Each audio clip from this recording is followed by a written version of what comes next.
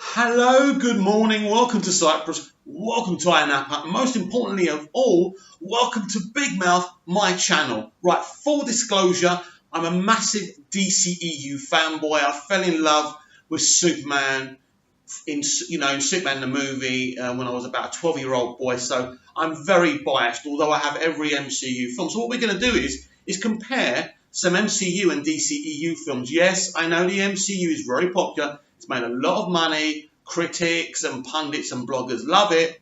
But I'm a Superman fan. I love the DCEU. I love Batman. I love Wonder Woman. So let's compare these films. So, first of all, we have the first Iron Man. And of course, we have Man of Steel. I'm not going to hold these up while I talk because my hands are going to get tired. I mean, really unfit. Right, so let's talk about Man of Steel and Iron Man. For me, there's only one winner, and that's Man of Steel. For me, Man of Steel is visually beautiful. It's got so much meaning, hidden and blatant. It may not be the Superman we grew up with. It may not be the Superman through the comics. Some people even call him an emo Superman. I mean, you could call Zack Snyder's Henry's Superman what you want, but it's an enjoyable film, and there's some amazing moments in it. When we look at Iron Man, it's a fantastic film. It's a great launch pad for the MCU. Robert Downey Jr. is magical casting. I mean, it was very clever by Feige. He grabbed someone who literally had just come out of jail for doing drugs, and he knew he was one of the most talented actors in Hollywood, and it worked for them, and it's worked for them ever since. You know, Gwyneth Paltrow as Pepper Potts, brilliant. But to me, when you compare Iron Man with Man of Steel, there really is no comparison for me personally. I mean, look what I'm wearing, look what's on my screen. So it's pretty obvious what I'm going to go with. But Man of Steel has got a better music in the film, as far as I'm concerned, than Iron Man. It's got a much better villain, and I love Jeff Bridges. What is it, O'Brien? I can't pronounce the name.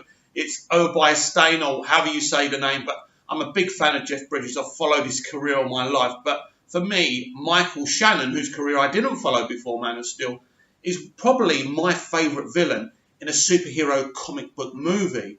He's not exactly twirling a moustache.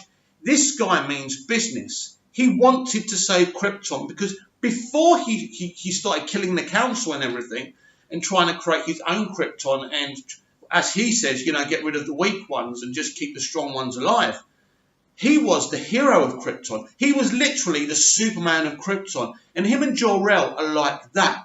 But once he goes with this coup, Jor-El can't go along with it. And Jor-El's got his own plans. He knows Krypton's a goner.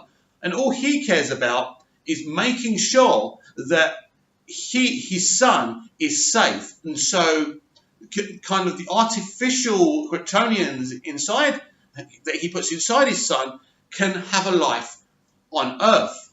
But when Zod arrives on Earth, he just wants to turn Earth into Krypton. He doesn't care about the human beings. So it's a very different mentality. And what's brilliant about this film is it's really a commentary on what we're doing. We're trying to look for planets to go and exist in, because the Earth has only got a certain lifespan. So Michael Shannon spoke about this on the extras on the Blu-ray, and he said it's ironic. While I was doing this film, and looking on TV and them talking about going on to other planets, so basically we're going to mess another planet up just like we've done this one. So it's great commentary. Now people will say, oh, well, the Superman film shouldn't have realism. It shouldn't be a realistic Superman. Shouldn't have commentary, real life commentary. But the point is, it did. And for me, it worked, and I saw that film many, many times, and I still watch it. For me, it's a better film than the MCU, but the MCU decided to go a different direction, and that's fair enough. So now, what should we look for? Let's have a look. We have Iron Man 2, right? We have Iron Man 2, which for me is one of the worst superhero films ever made, Batman v Superman, which most people don't like, or let's just say 3/4 of the audience don't like. So, right, let's talk about these two movies. For me, when I went to see this in the cinema, I thought this would win multiple Oscars. I thought it was amazing. Now, before you start screaming at me, when I first saw it, I was surprised how indie it was, how different it was. Even when the words Batman v Superman, Dawn of Justice come up, you think, well, it's very understated. I love the opening showing us Bruce Wayne's origins. When we saw kind of Bruce Wayne's perspective of the Battle of Metropolis, again, that was beautiful because it just winds up this whole, division between Superman and Batman, Bruce Wayne and Clark Kent. And I thought that was really brilliantly set up. Again, this film had so many hidden meanings. Now let's go to Iron Man 2, which I loved the first Iron Man, I really did, but I was so disappointed in Iron Man 2. It just didn't do much for me. It had two really bad villains. I forgot the guy. I even forgot the guy with the whip. I forgot his name, right? But basically he was dull. And then you had the business guy inventing, and doing what he was doing. I love the actor, by the way. But for me, the film was a non-starter. It was boring. For me, Batman v Superman wasn't boring.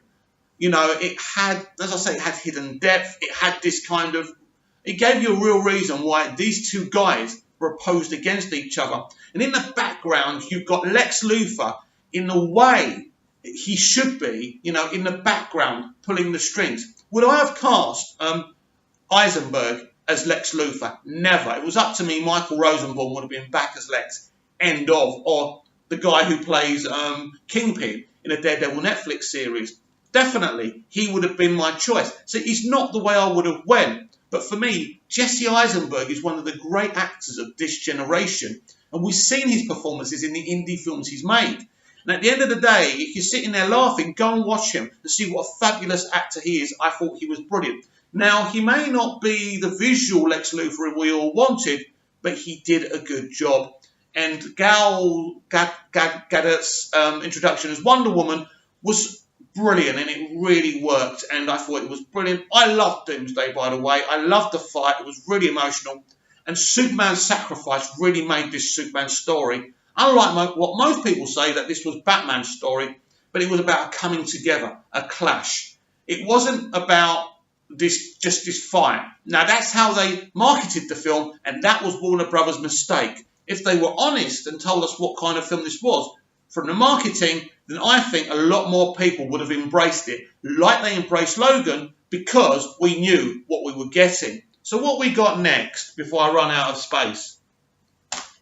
We have Suicide Squad. Now, I'm not sure what comes next, if it's Captain America, the First Avenger, or 4-1. But I'm going to go with Captain America. Now, I actually really like Captain America, the First Avenger. I quite like Suicide Squad as well.